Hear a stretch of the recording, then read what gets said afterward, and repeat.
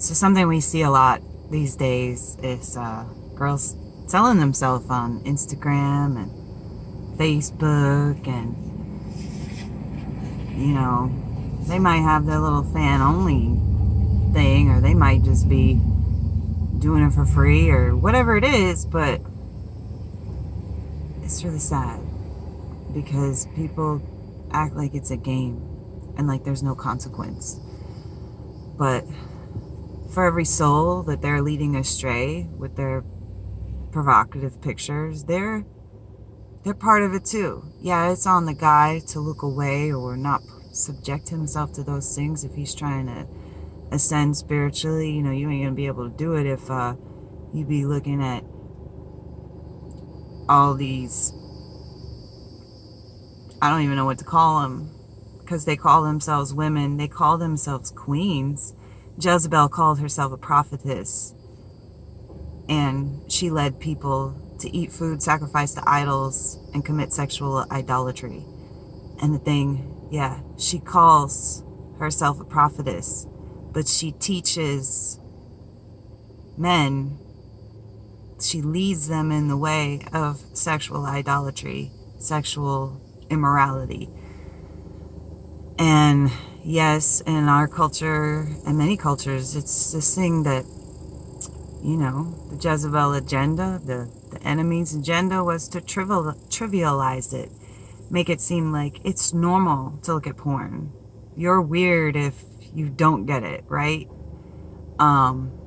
It went from something that people lie about because they know that, like,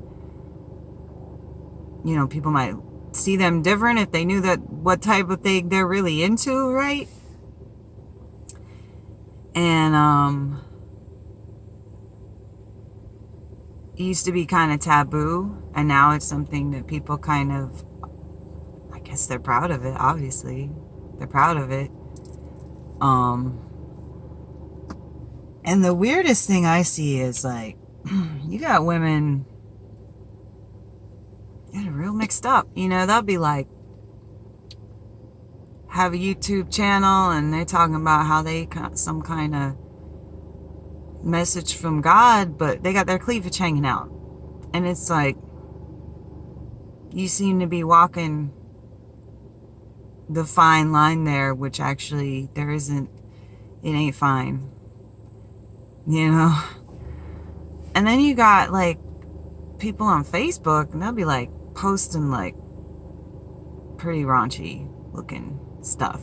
Okay, it's like you ain't doing nothing but trying to get the wrong type of attention and putting the wrong type of, I guess to them it's the right type of vibe, and they're gonna get what they're looking for, which is, what are you looking for? An empty, hollow, superficial, based on the shape of your body and how you look and the sexual energy on your face, the look you're giving and the pose. It's like,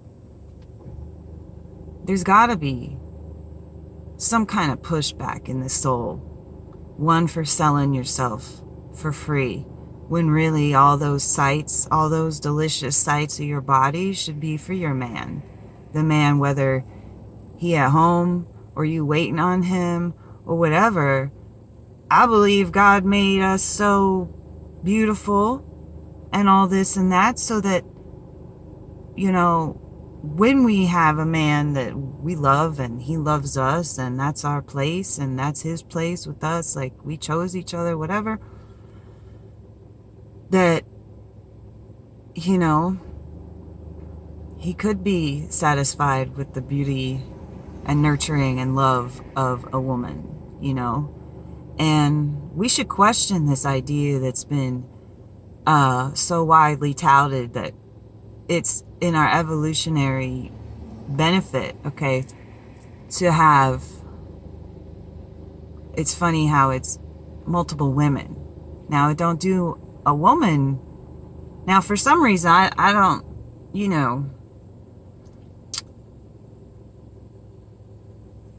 it ain't gonna do as much good to a woman.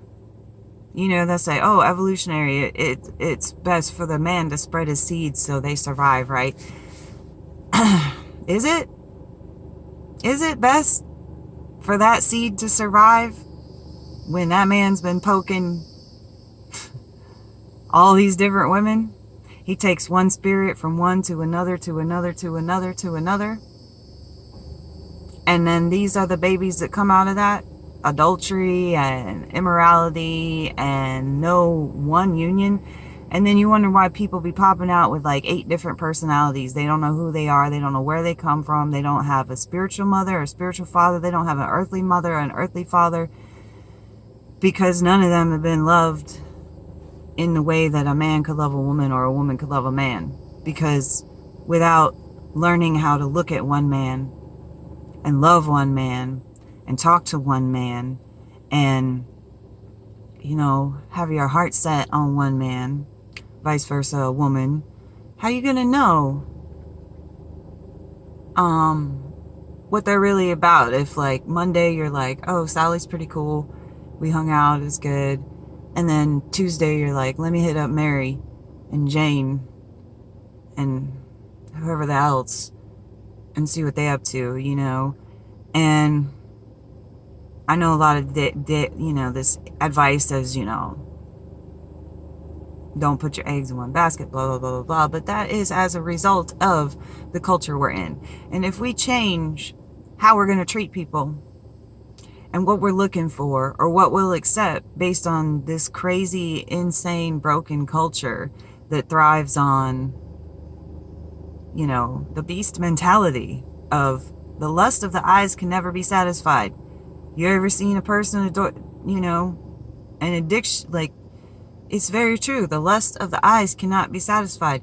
You can look at porn.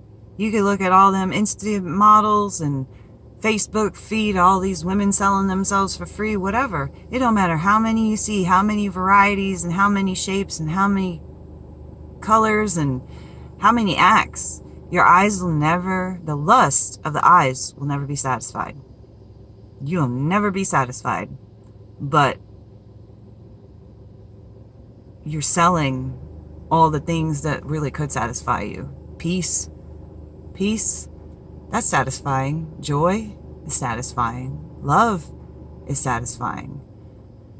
Honesty and truth is satisfying. These are things that in the natural laws of the universe and God and everything else, humanity, your heart, your mind, when you are cohesive, you don't have secrets, you don't have shame, you have, and you can tap into Christ consciousness. And in that, you know, yeah, you don't want those secrets. You don't want those dark areas of your life you feel like you gotta hide. You want to come out and be like a proper witness, you know.